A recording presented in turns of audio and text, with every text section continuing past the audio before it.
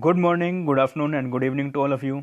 Welcome to our YouTube channel, Conceptual Study. Strong your base to strong your future. चलिए आज हम शुरू करते हैं अपने पीपल डेवलपमेंट एंड एनवायरनमेंट के जो कि यूजीसी नेट का पेपर 1 है, जो उसका यूनिट 9 है, उसके आज कुछ एमसीक्यूज करेंगे। और आपके लिए आज मैं कुछ डिटेल्ड इन्फॉर्मेशन लेके आया हूँ, जिसके ऊपर मुझे लगा कि क्वेश्चन नहीं बल्कि ये एक डिटेल्ड थोड़ा सा बताना चाहिए, तो वो ज़्यादा बेटर रहेगा। ठीक है, तो चलिए आज शुरू करते हैं पीपल डेवलपमेंट एंड एनवायरनमेंट के कुछ क्वेश्चंस। Let's start. क्या कहता है पहला question? If we combine all the ecosystems present on Earth, then it is called। देखो आज मैं बता दूं, आज ना कुछ ज़्यादा समझाने वाला मैं नहीं कहूँगा कि है ये ना, जनरली जीके के क्वेश्चन इसमें लगभग रहेंगे। मैंने इजी से क्वेश्चन नहीं इसमें उठाए, भाई रिन्यूएबल नॉन रिन्यूएबल कौन से होते हैं, उनको कैसे बायोडिग्रेड करते हैं, ये सब मैंने क्वेश्चन नहीं उठाए हैं ज़्यादातर। बट फिर भी ट्राई किया कि थोड़े से बेसिक क्वेश्चंस उठाऊं जो एग्जाम्स में आते हैं। ठीक है, लेकिन आज कुछ ज़्यादा समझाने का नहीं रहेगा, हमें पढ़ना ही पड़ेगा और याद करने पड़ेंगे वो कॉन्सेप्ट्स को। ठीक है, चलिए करते हैं स्टार्ट। क्या कहते हैं पहला क्वेश्चन? कहता है if we combine all the ecosystem, जो इकोसिस्टम के जो भी पार्ट्स हैं उन सबको हम अगर कंबाइन कर देते हैं तो उसे हम क्या कहते हैं? तो उसे हम क्या कहते हैं? Biosphere.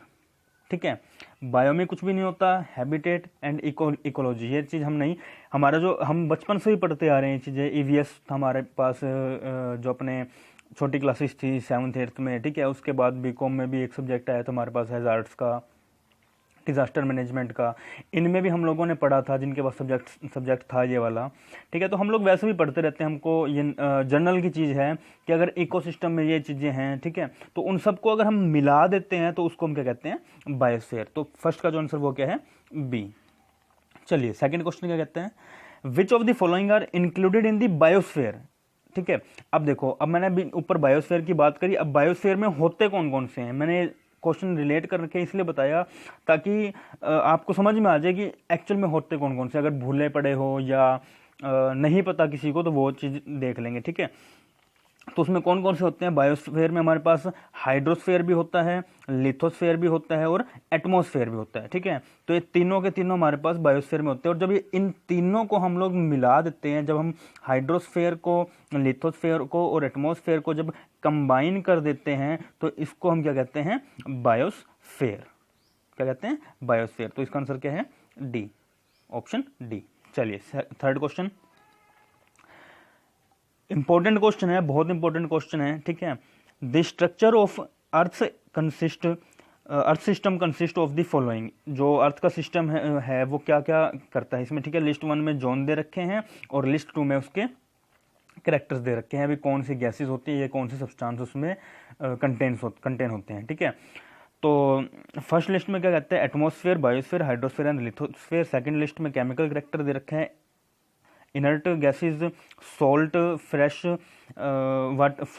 Water, snow and ice, organic substances and light silicates. तो इसको हम लोगों ने मैच करना है। ठीक है, तो एटमॉस्फेयर में हम लोग जो इसमें क्या क्या कंसिस्ट होते हैं, क्या क्या चीज़ें आती हैं एटमॉस्फेयर में, हम लोग वो देखेंगे। ठीक है सॉरी, तो एटमॉस्फेयर में हमारे पास क्या होता है? एटमॉस्फेयर में हमारे पास गैसेस होती हैं, जो जितनी भी गैसेस हैं ना हमारे पास, वो सारी की सारी गैसेस एटमॉस्फेयर में होती हैं। ठीक है, उसके बाद बायोस्फीयर। बायोस्फीयर में क्या आता है? बायोस्फीयर में हमारे पास जितने भी ऑर्गेनिक सब्सटेंस हैं, वो बायोस्फीयर में जितने भी ऑर्गेनिक सब्सटेंस हैं वो, एटमॉस्फेयर में जितने भी गैसेस हैं वो।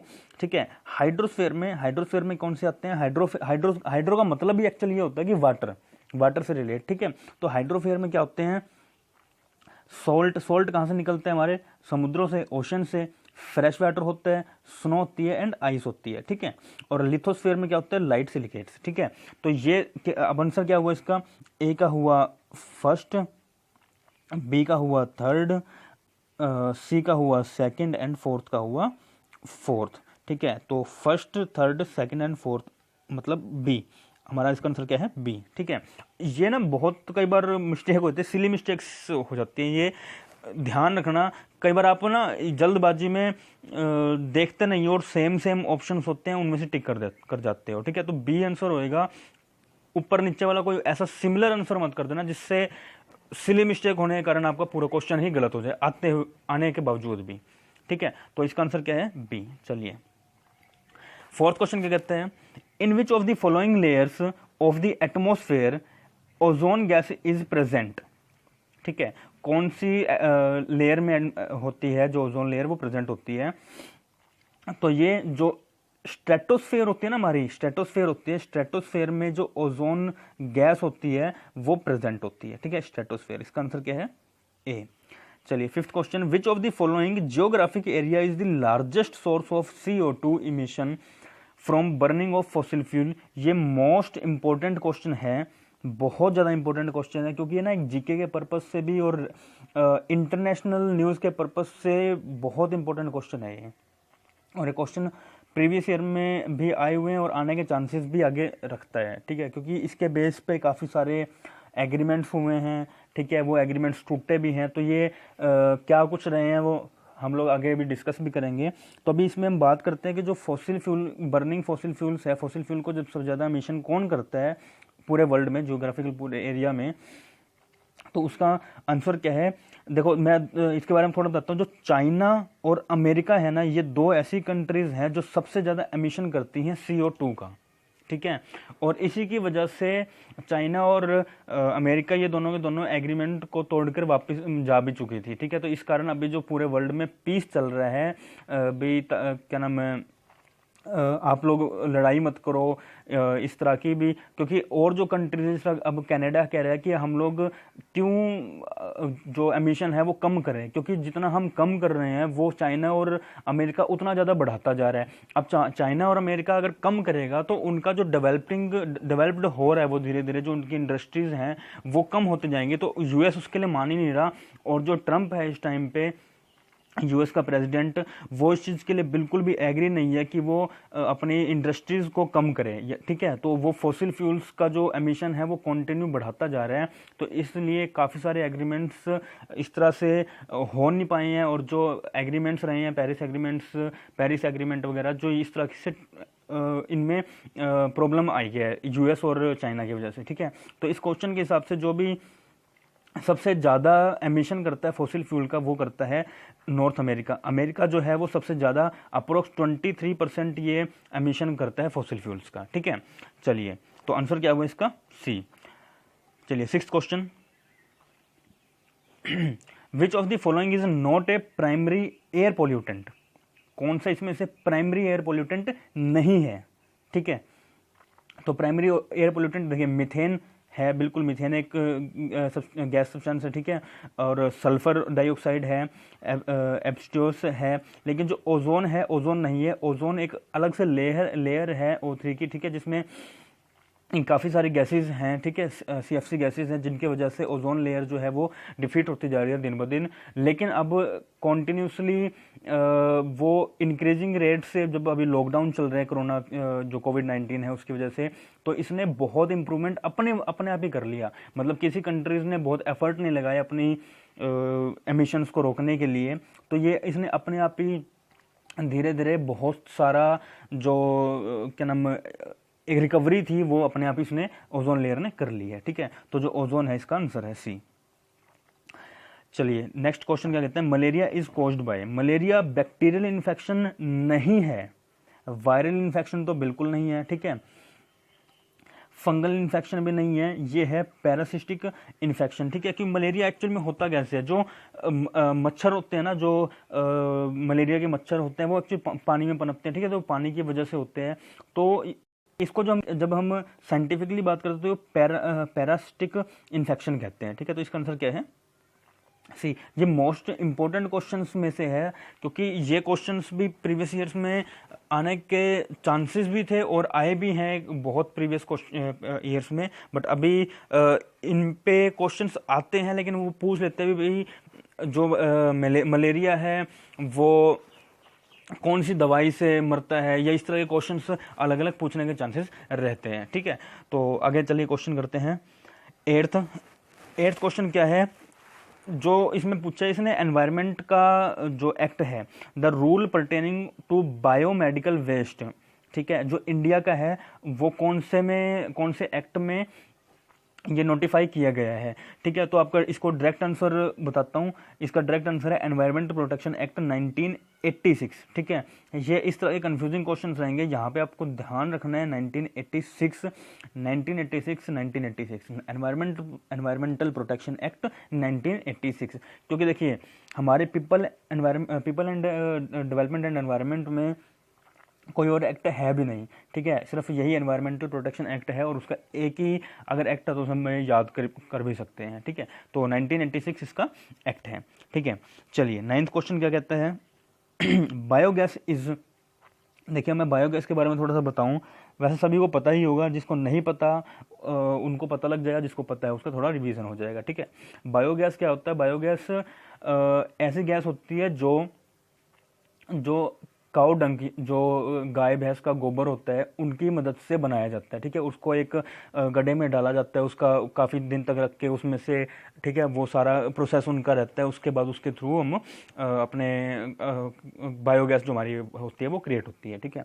तो उसमें जो बायोगैस में होती है, वो बायोगैस में जो गैस होती है वो 50 to 70% मीथेन गैस होती है, ठीक है। मीथेन गैस 50 to 70% होती है।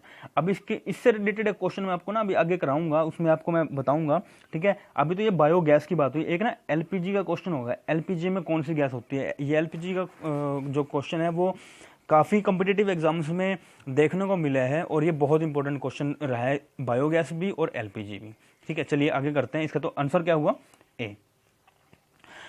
सीएनजी स्टैंड्स फॉर, अब सीएनजी आप लोगों को पता ही है, सीएनजी बहुत सही है, मतलब और जो पेट्रोल है या डीजल है जो उसका एम्बिशन होने की वजह से जो गैसेस निकल रही है वो नुकसानदायक हैं as comparative to CNG. CNG कम नुकसानदायक है, क्योंकि ठीक है, अब जिस तरह दिल्ली में आप देखोगे या बॉम्बे में देखोगे, वहाँ पे सीएनजी गैसेस के जो ऑटो चलते हैं, ठीक है, तो उनसे क्या होता है, थोड़ा सा कम एमिशन होता है जो हमारी पोल्यूटेड गैसेस होती हैं उनका, ठीक है, तो उससे पोल्यूशन कम होता है। तो जो सीएनजी की फुल फॉर्म होती है वो क्या होती है, कंप्रेस्ड नेचुरल गैस, ठीक है। इसका डायरेक्ट आंसर है कंप्रेस्ड नेचुरल गैस, आंसर क्या है, B. The main constituent of LPG, मैंने देखा था, बोला था ना, एलपीजी का क्वेश्चन मैंने डाला था, क्योंकि एलपीजी का ये क्वेश्चन है ना, ये बहुत इंपॉर्टेंट क्वेश्चन रहता है। एलपीजी में कौन सी गैस होती है, ठीक है, जो हमारे घरों में, जो किचन में होती है, अपने सिलेंडर होता है, वो उसमें कौन सी गैस होती है, उस कौन सी गैस के थ्रू हम लोग खाना बनाते हैं, ठीक है। तो वो कौन सी गैस होती है, ब्यूटेन गैस, ब्यूटेन, ठीक है। तो इसका आंसर क्या है, बी। हमारी एलपीजी गैस में ब्यूटेन गैस होती है। चलिए next, which country is known for its frequent earthquakes, ठीक है। ये भी मोस्ट इंपॉर्टेंट क्वेश्चन है, क्योंकि देखिए मैं बता दूं आपको, जिन कंट्रीज में अर्थक्वेक आता है ना, उन कंट्रीज में जो घर बनाए जाते हैं वो बहुत पक्के घर नहीं बनाए जाते, उनमें ना एक टेम्परेरी घर बनाए जाते हैं, क्योंकि उनमें ना वो अगर अर्थ प्रोन एरिया है तो उसमें कॉन्टिन्यू अर्थक्वेक प्रोन एरिया है तो उसमें कॉन्टिन्यू अर्थक्वेक्स आते रहते हैं। तो जब वो आएंगे तो अगर पक्के घर होंगे तो वो उसमें जो है हैजर्ड डिजास्टर होने के चांसेस बहुत ज़्यादा हो जाते हैं, मतलब उसमें ह्यूमन लॉस होने के चांसेस बहुत ज़्यादा हो जाते हैं। अब किसी को नहीं पता कब अर्थक्वेक आ जाए, है ना। तो अगर घर में वो होगा और अर्थक्वेक आ गया और वो सारी बिल्डिंग गिर गई तो उसमें ज़्यादा चांसेस हो जाते हैं ह्यूमन का लॉस होने में, ठीक है, ह्यूमन लॉस होने में। तो इससे क्या कर, इसकी वजह से क्या होता है कि जो कंट्री होती है जहाँ पे अर्थक्वेक प्रोन एरिया होता है वहाँ के लोग कच्चे मकान बनाते हैं, ठीक है, ताकि अगर अर्थक्वेक आता है तो ह्यूमन लॉस ज़्यादा ना हो पाए, ठीक है। तो ऐसा इन चारों ऑप्शन में से सबसे ज़्यादा जो अर्थक्वेक आते हैं वो जापान में आते हैं, ठीक है। तो जापान जो कंट्री है उसमें सबसे ज़्यादा अर्थक्वेक आते हैं, तो इसका आंसर क्या है, डी, ठीक है। चलिए 13th क्वेश्चन क्या कहते हैं, ये मैंने लगभग सारे 13th क्वेश्चन में मैंने ट्राई किया कि इसके बारे में जो सन है ज़्यादा इम्पोर्टेंट रहता है, क्योंकि क्योटो प्रोटोकॉल हो गया, पेरिस एग्रीमेंट हो गया, ठीक है, और सोलर अलायंसेस का जो एग्रीमेंट है हो गया, वो ये इम्पोर्टेंट कुछ पार्ट्स हैं जिनमें जो हमारे यूजीसी नेट के लिए बहुत ज़्यादा क्वेश्चंस आने के इनमें से चांसेस रहते हैं। ठीक है, तो अभी इनमें देखते हैं अभी कौन से सन किसके हैं। रियो सब्मिट दे रखा है, क्योटो प्रोटोकॉल वगैरह इनमें दे रखे हैं, तो अभी इनमें से कौन सा सन किसका है। ठीक है, कौन से सन में कौन सा आया। तो जो रियो सब्मिट था वो कब आया था? जो रियो सब्मिट था वो 1992 में आया था। ठीक है, उसके बाद जो अर्थ सब्मिट था, ठीक है, जो जिसे हम ग्लोब सब्मिट भी कहते हैं, अर्थ सब्मिट हमारा 1972 में आया था। ठीक है, अर्थ सब्मिट 1972 में आया था। क्योटो प्रोटोकॉल, एक सेकेंड, हाँ सॉरी मैंने थोड़ी सी मिस्टेक कर दी। जो अर्थ हमारा जो रियो सब्मिट था वो 1992 में आया था, और जो रियो सब्मिट था, जो हमारा रियो सब्मिट था, सॉरी ये अर्थ सब्मिट, रियो सब्मिट तो हमारा 1992 में आया था। ठीक है, 1992 में रियो सब्मिट हमारा आया था। और जो हमारा ये अर्थ सब्मिट है वो अर्थ सब्मिट आया था 2002 में। ठीक है, अर्थ सब्मिट 2002 में हुआ था। और उसके बाद जो क्योटो प्रोटोकॉल है वो क्योटो प्रोटोकॉल 1997 में हुआ था। और जो ये स्टॉकहोम कॉन्फ्रेंस है वो 1972 में हुई थी। ठीक है, तो सॉरी थोड़ी सी मिस्टेक हो गई थी।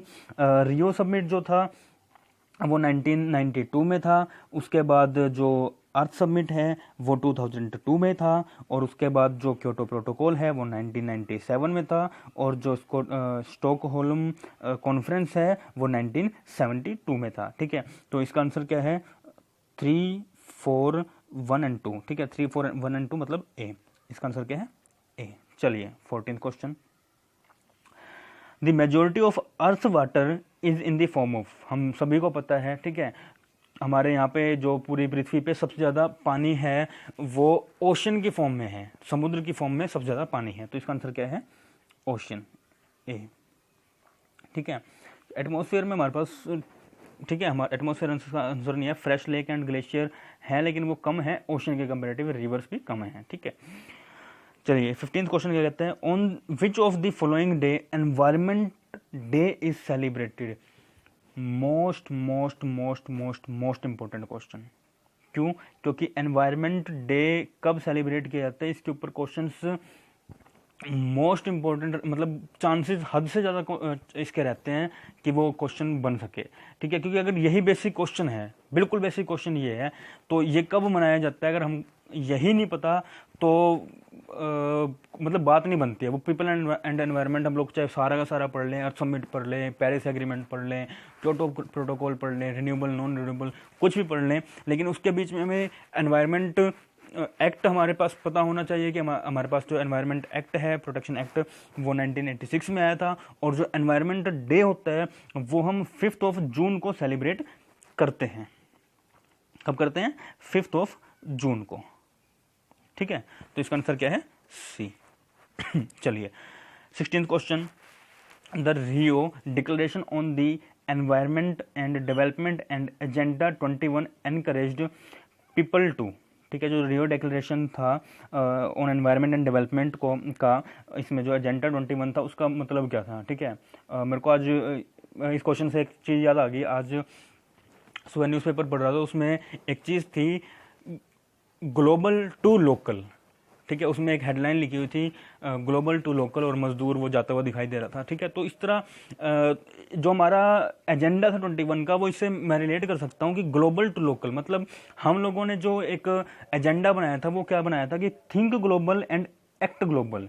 भाई हम लोग ग्लोबल सोचेंगे, मतलब पूरी दुनिया का सोचेंगे, और उसके साथ साथ हम लोग काम करेंगे, मतलब think global and act global. लेकिन जो भी लॉकडाउन चल रहा है उसमें क्या हो रहा है, जो हमारे जो मजदूर हैं, जो प्रीवियस ईयर्स में या यूं कह लो लॉकडाउन से पहले जो इस देश की नींव मजबूत करने में कंटिन्यू लगे हुए थे, ठीक है, जिन्हें अभी प्रवासी मजदूर कहा जा रहा है, उनके साथ बड़ी बदतमीजी से व्यवहार हो रहा है। ठीक है, तो ये हेडलाइन आज की न्यूज़पेपर में थी कि ग्लोबल टू लोकल, मतलब वो ग्लोबल से अपने घरों की तरफ जा रहे हैं जहाँ पे उन्हें जाने में नहीं जा रहा।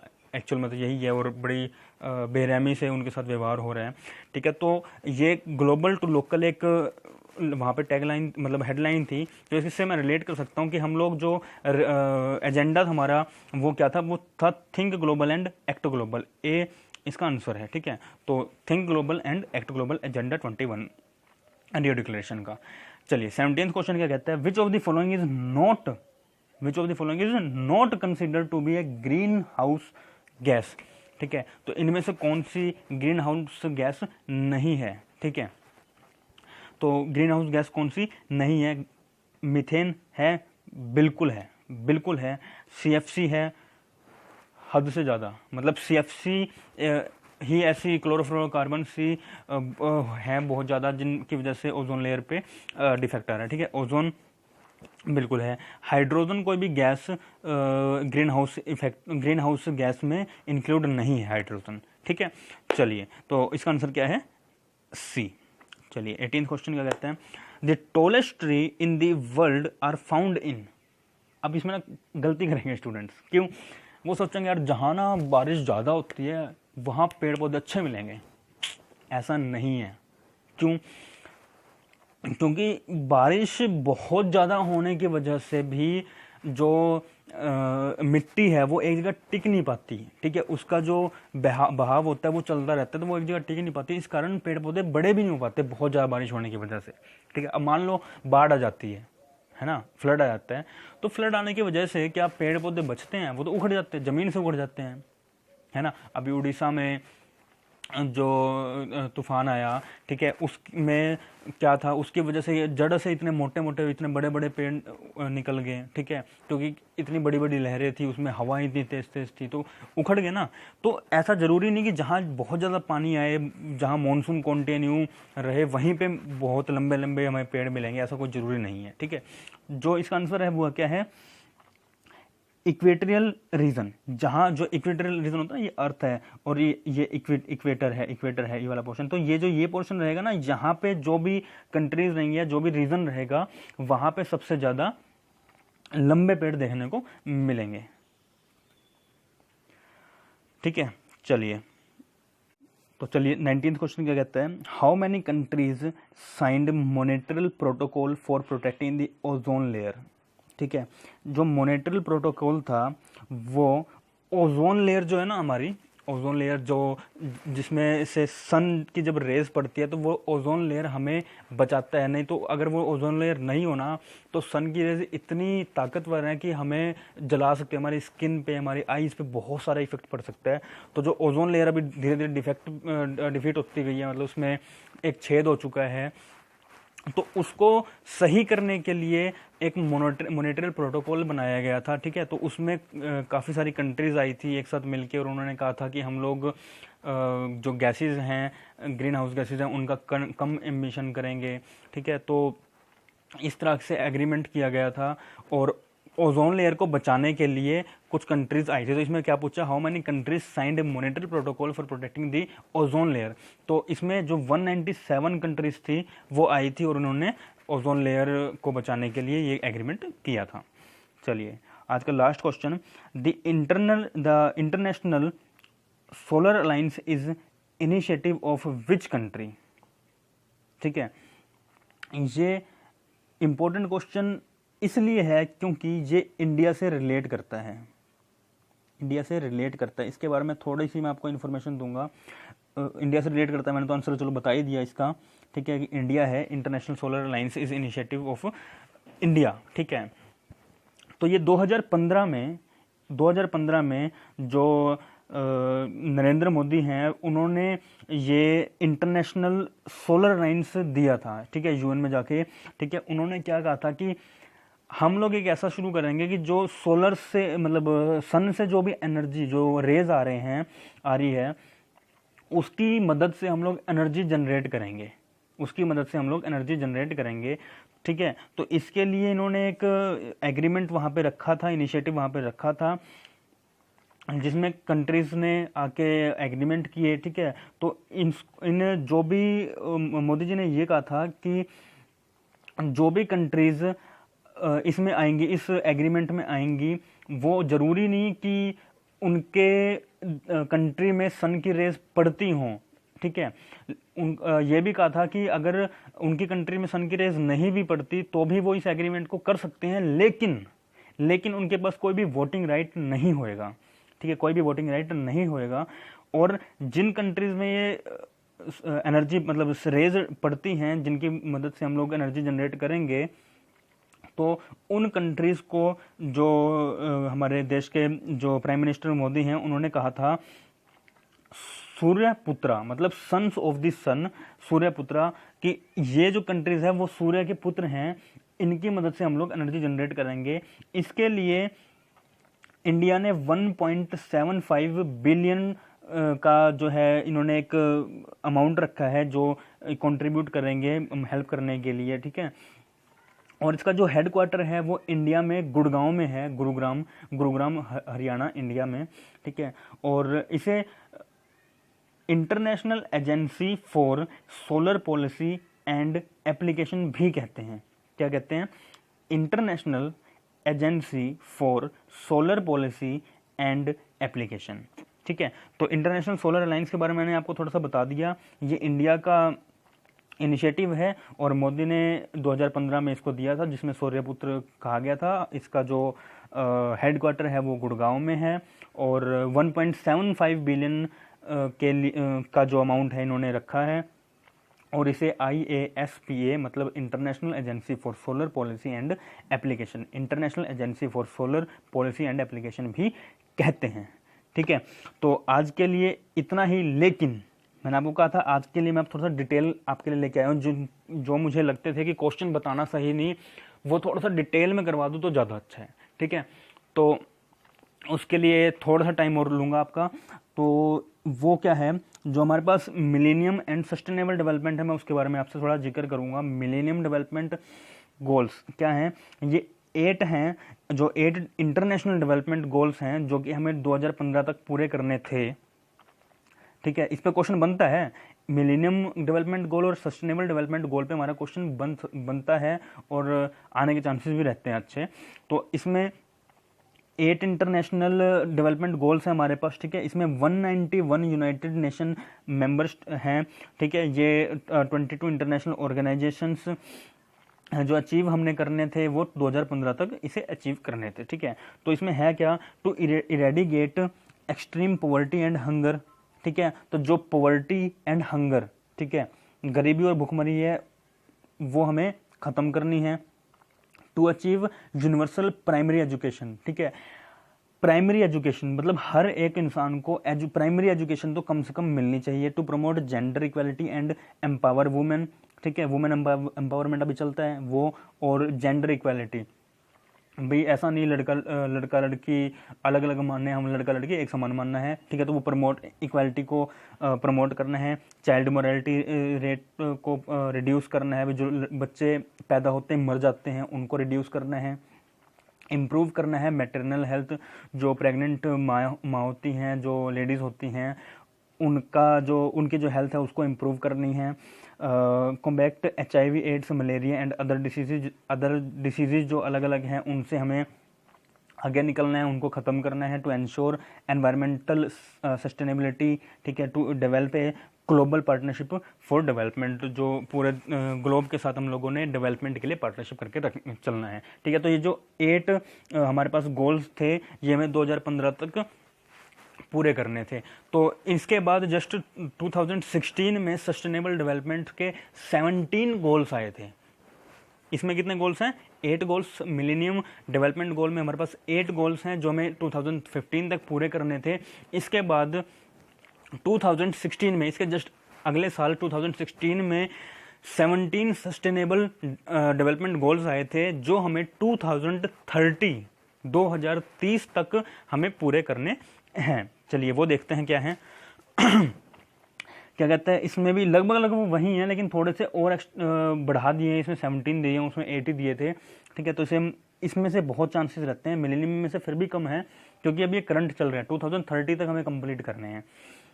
तो क्या कहते हैं, नो पॉवर्टी, पॉवर्टी कुछ भी नहीं होनी चाहिए। जीरो हंगर, ठीक है। Good health and well being, quality education, gender equality, clean water and sanitation. देखो 5 तक तो वही वाले हैं लगभग, ठीक है।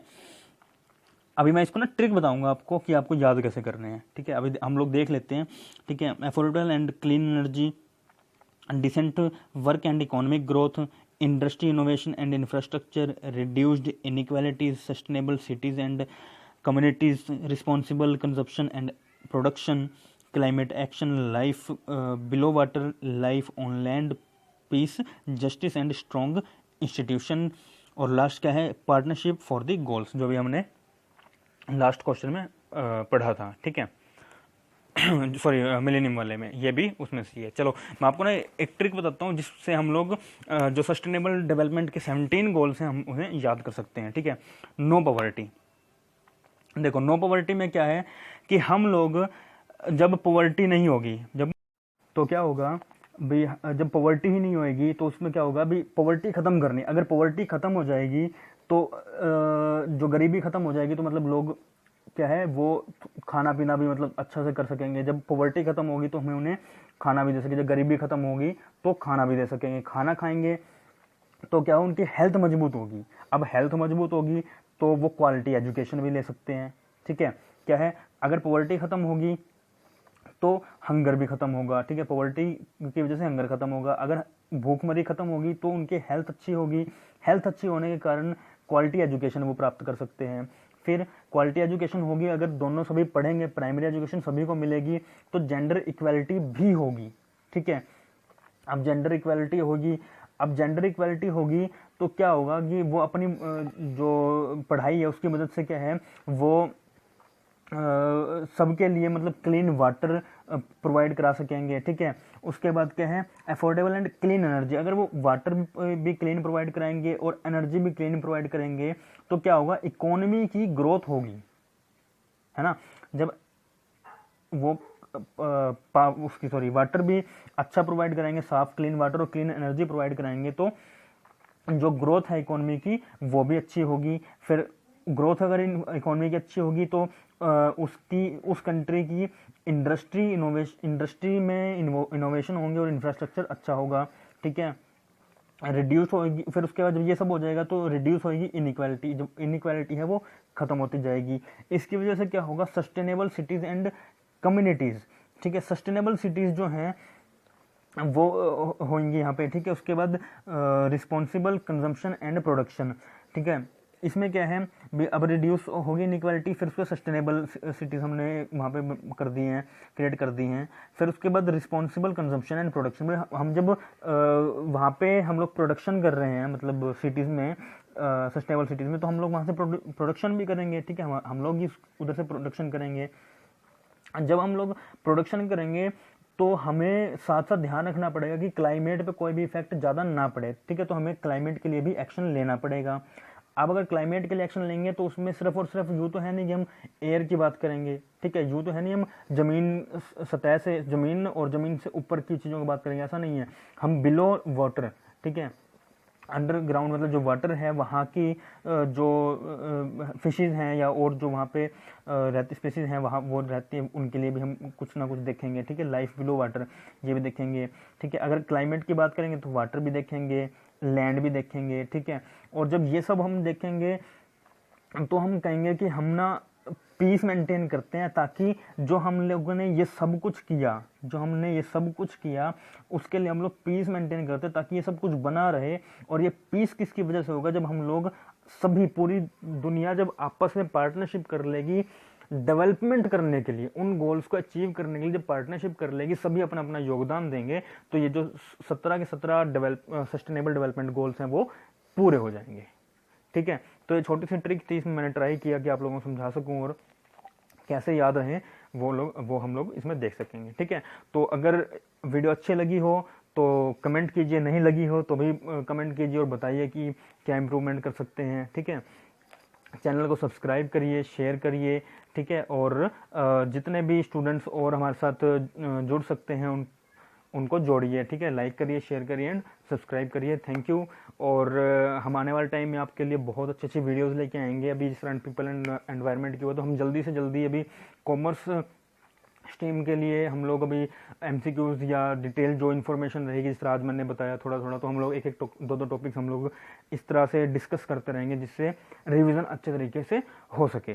ठीक है, तो 11th क्लास के या बीकॉम एमकॉम के जो भी बच्चे हैं उनसे उनको हमारे साथ जोड़िए, वीडियो को शेयर करिए और लाइक कीजिए, सब्सक्राइब कीजिए और शेयर कीजिए। और बेल आइकन जो होता है ना, बेल आइकन को जरूर दबाइए ताकि आपको पता लग सके कि हमारी जब भी नई वीडियो आए और आप आके सबसे पहले वो वीडियो देख सके। ठीक है, चलिए, thank you very much. Okay.